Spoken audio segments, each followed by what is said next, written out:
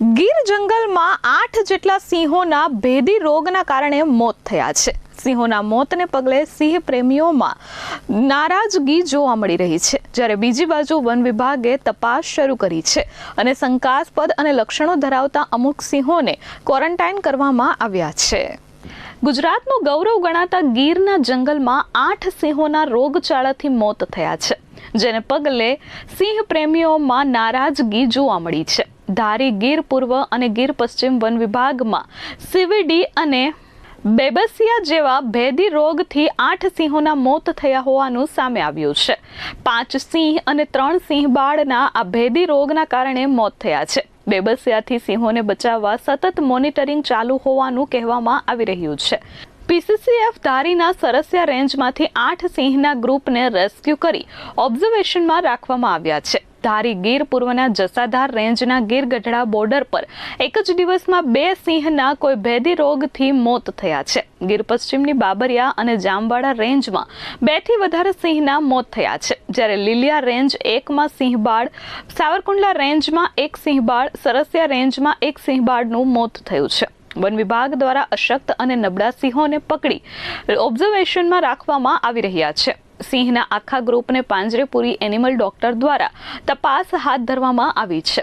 ગત વર્ષે સિંહ ગણતરી બાદ ખાંભા, રાજુલા, જાફરાબાદ વિસ્તારમાં 15થી વધારે સિંહના બીમારીના કારણે મોત થયા હતા। વન વિભાગ દ્વારા જુદા જુદા વિસ્તારોમાં સિંહોનું સેમ્પલિંગ અને ટ્રીટમેન્ટ શરૂ કરાયું છે। 2018માં દલખાણિયા રેન્જમાં સીડીવી નામના રોગથી 29થી વધારે સિંહના મોત નીપજ્યા હતા। વર્ષ 2020-21માં પણ ધારી તેમજ ખાંભા ગીર આસપાસ બેબસિયા નામનો રોગ આવ્યો હતો, જેના કારણે 10થી વધારે સિંહના મોત થયા હતા।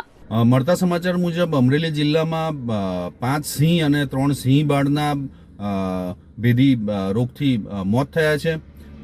ફરીથી 2018માં જે સિંહો સીડીવી અને બબેસિયાથી જે મર્યા હતા એ વાતનું પુનરાવર્તન થઈ રહ્યું હોય એવું લાગી રહ્યું છે। છેલ્લા કેટલાય સમયથી વન વિભાગ સિંહોમાં ડીવોર્મિંગ કરતું નથી।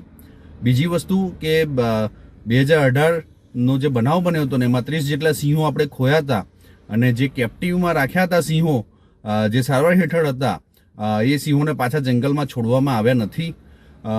અને અત્યારે જે પ્રમાણે પરિસ્થિતિ ઊભી થઈ છે તો 2018ની જે ઘટનાથી વન વિભાગે સંજ્ઞાન લીધું નથી અને અત્યારે હાલમાં ખૂબ જ ગંભીર જે સમાચાર આવી રહ્યા છે અને ખૂબ જ ગંભીર પરિસ્થિતિ જે ઊભી થવા જઈ રહી છે, તો વન વિભાગ તાત્કાલિક આ બાબતમાં પગલાં લે।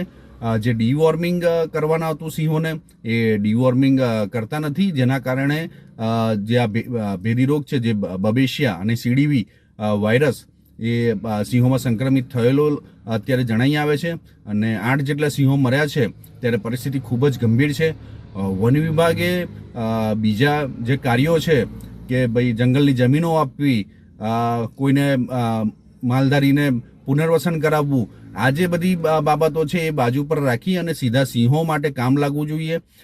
વન વિભાગે પોતાના જે સિંહોના વિસ્તારનો જે સ્ટાફ છે એને તાત્કાલિક એલર્ટ મોડ પર રાખી અને દરેક જગ્યાએ દરેક સિંહોને ચેક કરવા જોઈએ અને જે પ્રમાણે અમેરિકાથી રસી લાવીને જે બણગા ફૂંકવામાં આવ્યા હતા જે તે સમયે 2018ની અંદર, તો એ રસીનું શું થયું અને અત્યારે જે સિંહો મોતને ભેટી રહ્યા છે, તો વન વિભાગ તાત્કાલિક આ બાબતમાં પગલાં ભરે।